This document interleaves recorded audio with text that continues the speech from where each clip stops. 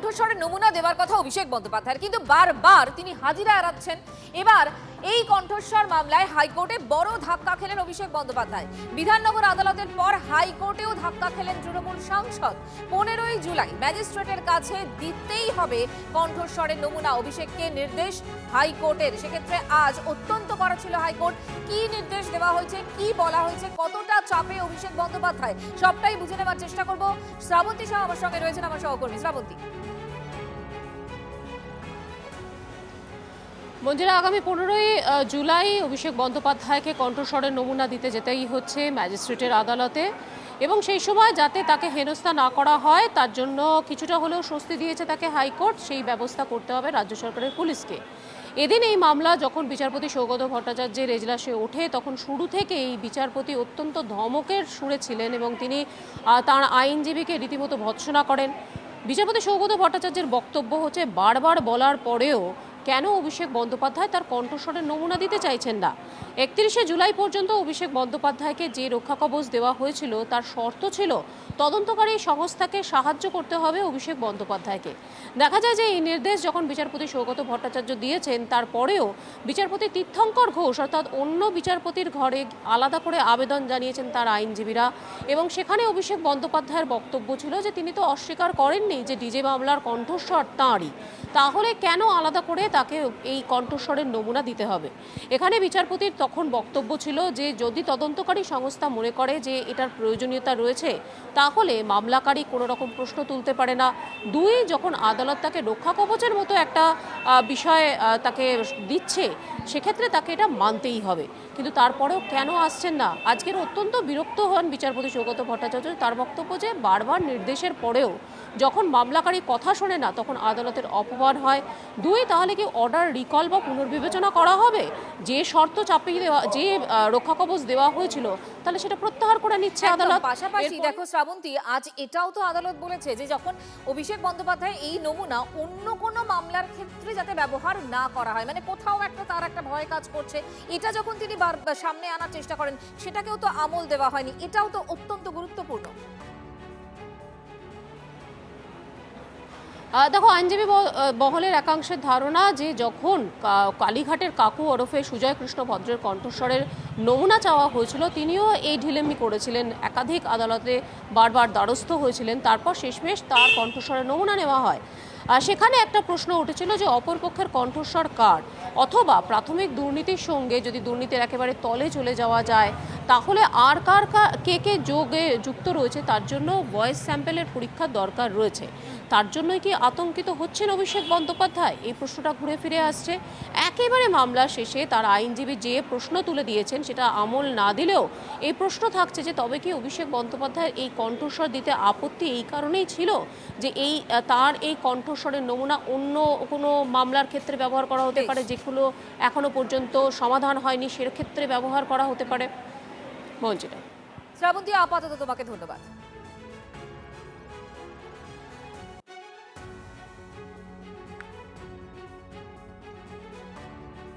কণ্ঠস্বর মামলায় হাইকোর্টে আজ অন্তত বড় ধাক্কা খেয়েছেন অভিষেক বন্দ্যোপাধ্যায়, এবং তাকে হাজির হতেই হবে। বিধাননগর আদালতের পর হাইকোর্টেও সেই ধাক্কা এবং কড়া বক্তব্য তাকে শুনতে হয়েছে। 15ই জুলাই ম্যাজিস্ট্রেটের কাছে দিতেই হবে কণ্ঠস্বরের নমুনা, অভিষেককে নির্দেশ হাইকোর্টের। না গেলে রক্ষা কবচ প্রত্যাহারের হুঁশিয়ারিও দিয়েছেন বিচারপতি সৌগত ভট্টাচার্য। কণ্ঠস্বরের নমুনা যেন অন্য কোনো মামলায় ব্যবহার না হয় আর্জি অভিষেকের আইনজীবীর, কিন্তু অভিষেকের আর্জিতে আমলই দিলেন না বিচারপতি। এবং সেখানে আইনজীবী মহলের একটা বক্তব্য যে কোথাও কি ভয় পাচ্ছেন যাতে অন্য কোনো জায়গায়, অর্থাৎ এই কালীঘাটের প্রসঙ্গ, কালীঘাটের কাকুর প্রসঙ্গ টেনে বিষয়টা সামনে আসে, যে সেখানে যদি ব্যবহার হয় এই কণ্ঠস্বরের নমুনা, তাহলে ভয়টা ঠিক কোন জায়গায়, প্রেক্ষাপটটা কি জেনে নেব। এই মুহূর্তে সুজয় আমাদের সঙ্গে রয়েছেন। সুজয়, দেখো, মূলত এই ডিজে হুমকি মামলা, যেটা নির্বাচনের ঠিক কিছুটা দিন আগে অভিষেক বন্দ্যোপাধ্যায় আরামবাগে একটি জায়গায় তার নিজের গাড়িতে দাঁড়িয়ে মন্তব্যটি করেছিলেন যে নির্বাচনের ফলাফলের পরবর্তীতে 4 তারিখে ডিজে বাজবে, কান ঝালাপালা করে দেবো, তার ইঙ্গিতটা কোথাও একটা অমিত শাহের দিকে ছিল, তেমনটাই বিজেপি কর্মী সমর্থকেরা বা বিজেপি নেতাদের বক্তব্য ছিল। তার পরবর্তীতে বিজেপি সরকার ক্ষমতায় আসার পর রাজীব সরকার নামে এক ব্যক্তি, তিনি অভিযোগ করেছিলেন বিধাননগর সাইবার থানায় যে ধরনের মন্তব্য অভিষেক বন্দ্যোপাধ্যায় করেছেন সেটা দায়িত্বজ্ঞানহীন মন্তব্য, এবং এই ধরনের মন্তব্যের জেরে হিংসা ছড়াতে পারে, অশান্তি ছড়াতে পারে, এমনকি মানুষ মৃত্যু পর্যন্ত হতে পারে। তাই তদন্ত করে দেখা হোক এই ধরনের মন্তব্যের উদ্দেশ্য কী।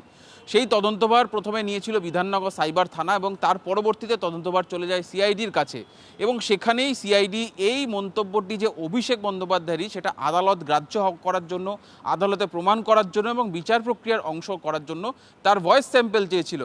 কিন্তু দুবার তার ভয়েস স্যাম্পেলের ডেট আদালত দিয়েছিল বিধাননগর এসিজেএম আদালত। প্রথমে গত 8 তারিখে ডেট দেওয়া ছিল, তার আগেও 4 তারিখে ডেট ছিল। দুবারই হাজিরা দেননি অভিষেক বন্দ্যোপাধ্যায়, এবং শীর্ষ আদালত অর্থাৎ কলকাতা হাইকোর্টের তরফ থেকে কোনো রকম কোনো নির্দেশিকা ছিল না যে তাকে যেতে হবে না বিধাননগর আদালতে, তাকে স্যাম্পেল দিতে হবে না, শুধু রক্ষা কবচ তাকে দেওয়া হয়েছিল। কিন্তু সেই আদালতের নির্দেশকে উপেক্ষা করে অভিষেক বন্দ্যোপাধ্যায় দুবার গড় হাজির থেকেছেন। অভিষেক বন্দ্যোপাধ্যায় ভয়েস স্যাম্পেল নেওয়ার জন্য সিআইডি অফিসাররা উপস্থিত থেকেছেন, ফরেন্সিকের অফিসাররা উপস্থিত থেকেছেন, একজন ম্যাজিস্ট্রেট তিনিও ঘন্টার পর ঘন্টা অপেক্ষা করেছেন, তিনি কিন্তু তারপরেও অভিষেক হাজিরা দেন। এই ডিজে মামলায় কেন ভয়েস স্যাম্পল এতটা প্রয়োজনীয় এবং এর প্রেক্ষাপটটা কি সেটাই তুমি আমাদের জানালে, ধন্যবাদ। যার ভয় যে মিডিয়া থেকে পালিয়ে বেড়ায়, মানুষের কাছ থেকে মানুষ জবাব চাইলে তার উত্তর দেয় না, দীর্ঘদিন ধরে সে এখন সম্মানীয় কোর্ট যখন নির্দেশ দিচ্ছে তারপরেও সহযোগিতা করছে না, তো বুঝতেই পারছেন এটা সবাই জানে যে ভয় কাদের হয়। যারা চোর তাদের ভয় হয়, যারা ডাকাত তাদের ভয় হয়, যারা সৎ মানুষ তারা কখনো আইনকে ভয় পায় না। আইনের রক্ষক, আইনের যারা আইন শৃঙ্খলা দেখেন, পুলিশ প্রশাসন, সিআইডি, পুলিশের থেকে কখনো সাধারণ মানুষ ভয় পায় না। সাধারণ মানুষ আশাবাদী হয় যে পুলিশ আছে, পুলিশ প্রশাসন সাধারণ মানুষের জন্য। সেখানে যিনি ভয় পাচ্ছেন বুঝতে হবে তার মন কোন দিকে আছে। আমাদের ভাইপো চালাক নিশ্চয়ই চলে যাবে, না গেলে কিছু হবে। দেখুন না কি হয়, এখানে কিছু হয় না, খালি খবর হয়, পশ্চিমে খালি খবর হয়, কিছু হয় না।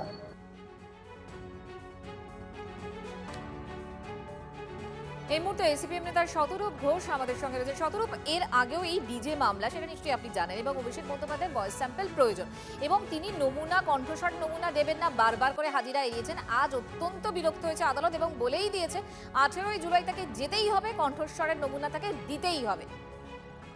দেখুন, সত্যি কথা বলতে ব্যাপারটা আমাদের এই কারণে মাথায় ঢুকছে না, ওই বক্তৃতা অভিষেক ব্যানার্জি কি দাবি করেছে যে বক্তৃতাটা ওর নয় বা কণ্ঠস্বরটা ওর নয়?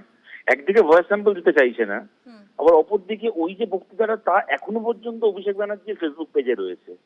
সুতরাং এখানে আলাদা করে ভয়েস স্যাম্পলের দরকারই বা পড়ছে কেন?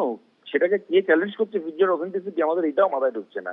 আর অভিষেক ব্যানার্জির বিরুদ্ধে যদি কোনো ব্যবস্থা নেওয়ারই থাকে, ওর বিরুদ্ধে হাজারটা এর থেকে অনেক গুরুতর মামলা রয়েছে। খুন করানোর রোধকে, কয়লা পাচার কেসে চার্জশিটেও নাম রয়েছে, চাকরি বিক্রির মামলায় প্রমাণ পাওয়া গেছে ওর বিরুদ্ধে, একাধিক মামলা রয়েছে, একাধিক অনেক সিরিয়াস অভিযোগ রয়েছে যেগুলোতে ওকে 50 বছর জেল খাটানো সম্ভব। সেগুলো তো না ধরে কোথায় কি বক্তৃতা দিয়েছিল না দিয়েছিল তার কোনো কার্যকারণ, আদৌ সেই বক্তৃতার জন্য কোনো মানুষের প্রাণ গেছে কিনা সেটা এখন প্রমাণ করতে হবে।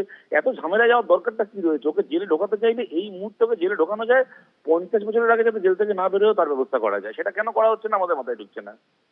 ধন্যবাদ আপনাকে। আর এখানে প্রশ্ন উঠছে যে এত ভয় কেন অভিষেক বন্দ্যোপাধ্যায়ের, কিসের ভয় পাচ্ছেন?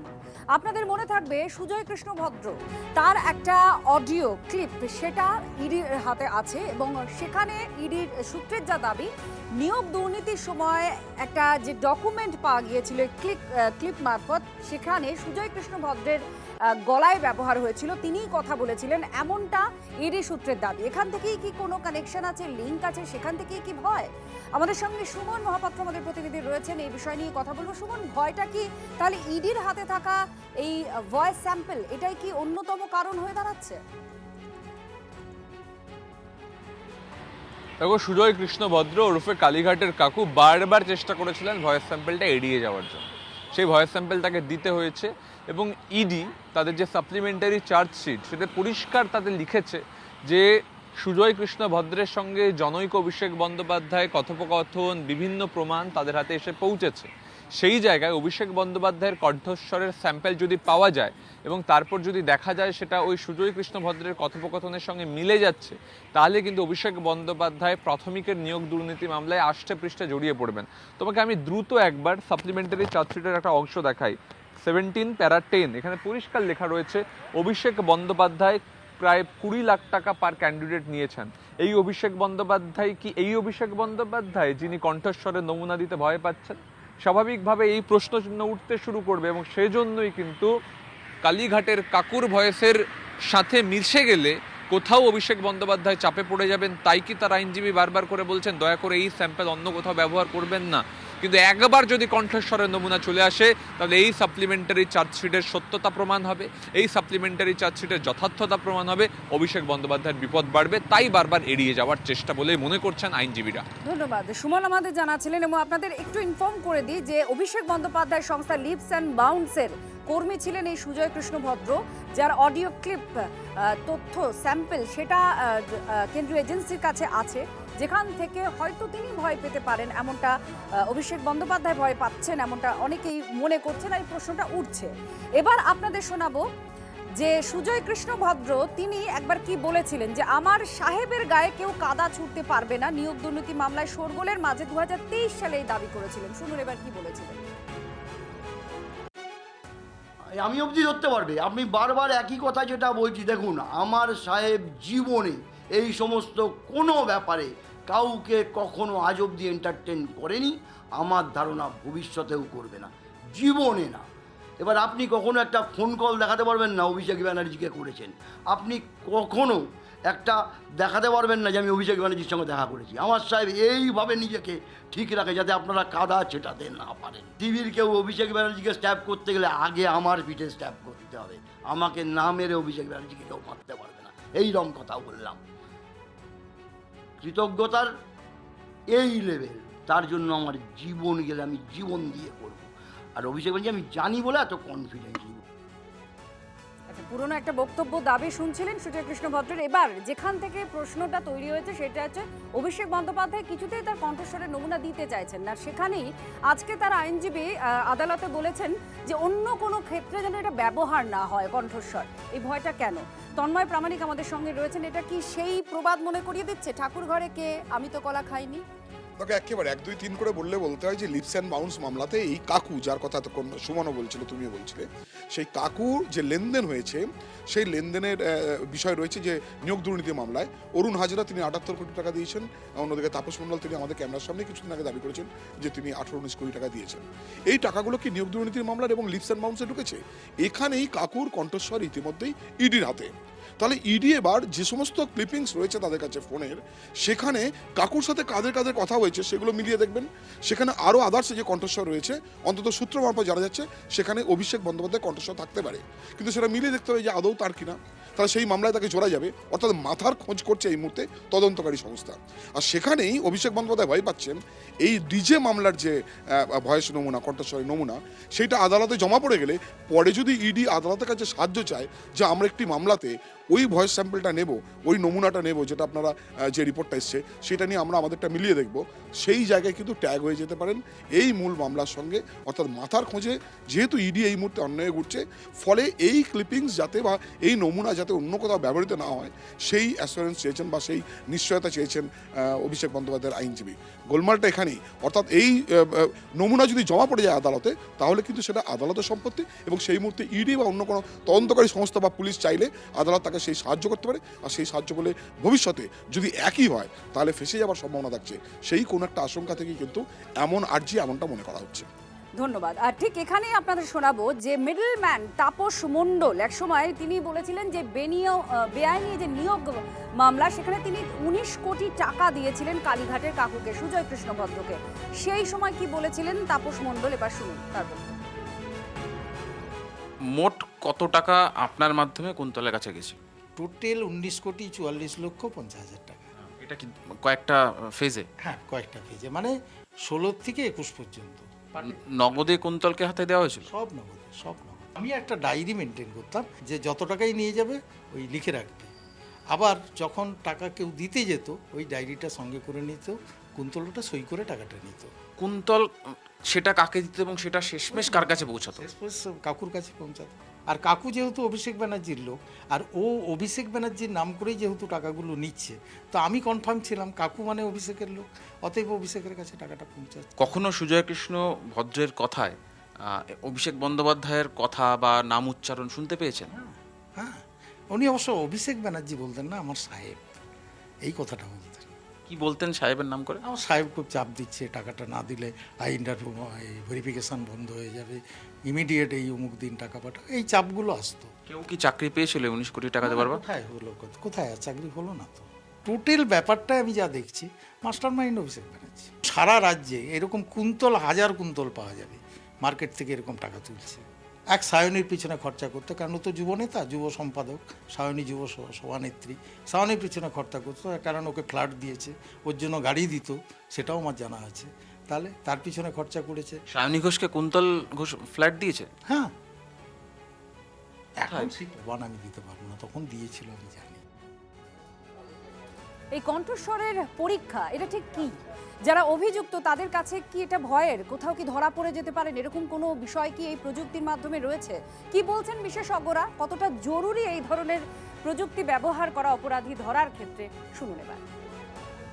যখনই কোনো ইনভেস্টিগেশনে কাউকে যখন বলা হবে তার ভয়েস স্যাম্পল দরকার, তখনই সে ভয় পেয়ে যায়, তখনই তার যে সর্বনাশ করেছে, তাহলে আমাকে তো তাহলে ধরে ফেলেছে যে আমি এই অপরাধটা করেছি, তখন সে চেষ্টা করে যে কিভাবে না চায়। পার্টিকুলারলি যারা এই করাপশন করে বেড়ায় তারা জানে কিছু তো বোঝে, আর কিছু এই ছোকরা আর কিছু তো না বুঝুক, করাপশনটা তো ভালো করে বুঝেছিল, এটা তো মানতে হবে, এবং এও জানে যে ও ইনভলভ, ফলে সে তো চেষ্টা করবে যাতে তার ভয়েসটা স্যাম্পলটা না দিতে হয়। ভয়েস স্যাম্পল নেওয়ার জন্যে আমরা যে ধরনের রেকর্ডিং ডিভাইস ইউজ করি সেটা ইউজ হয় অ্যাকচুয়ালি ভয়েস স্পেকট্রোগ্রাম মেশিনে। জেনারেলি এটা graphical, this is a graphical matching, because obviously there must be a question sample, মানে আমি কারো ভয়েস আগে রেকর্ডিং করে রেখেছি, সেইটাকে আমি ম্যাচিং করাতে হবে যে তার ভয়েস, সেটা প্রুফ করার জন্য। এখানে একটা সমস্যা আছে, যে কোনো একটি রোগ দীর্ঘকাল ধরে কেউ অসুস্থ, তাকে স্টেরয়েড চলছে, তার মেডিসিন চলছে, তার ভয়েসটা অনেক সময় বসে যায়, তার ভয়েসটা অনেক ক্ষীণ হয়ে যায়, সেক্ষেত্রে ওই প্রপার ম্যাচিং নাও হতে পারে। তারপরে হচ্ছে অনেকে ইচ্ছে করে গলার ভয়েসটা আমি ইচ্ছে করে আমার একটু ভারী করে, একটু লো করে, তখন হয় কি এটা তো ফ্রিকোয়েন্সি ম্যাচিং, যেরকম আমাদের গ্রাফিক্যাল রিপ্রেজেন্টেশন হয়, এক্স্যাক্টলি গ্রাফ ম্যাচ করানো হয় যে এটা এর ভয়েস। তো সেখানে এই ভয়েস স্যাম্পলিংটা কিন্তু কোনো করোবোরেটিভ পিস অফ এভিডেন্স হিসেবে ইউজ করা যায়, not as a direct piece of evidence. Abhishek Banerjee, আপনি যেভাবে দুর্নীতি করেছেন, যেভাবে হুমকি দিয়েছেন, শুধু হুমকি দেওয়া নয়, আপনার দলের লোকেরা, আপনার গোষ্ঠীর লোকেরা যেভাবে অত্যাচার করেছে, তার বিচার তো করতেই হবে। সুতরাং আপনার যদি গলার কণ্ঠস্বর যদি ম্যাচ করাতে হয়, সেটা যদি আদালত বলে আপনাকে যেতে হবে, আপনি চ্যালেঞ্জ করছেন কেন? কিসের ভয় পাচ্ছেন? আপনাকে আদালতের সামনে যেতে হবে, বাংলার মানুষকে উত্তর দিতে হবে। এখানে কেউ আইনের উপর নয়। আপনারা ভেবেছিলেন 15 বছর আপনাদের সরকার যখন ছিল, আপনারা ভেবেছিলেন আপনারা বোধহয় আইনের উপরে, সব কিছুর উপরে, আপনারা ভগবানেরও উপরে ভেবেছিলেন।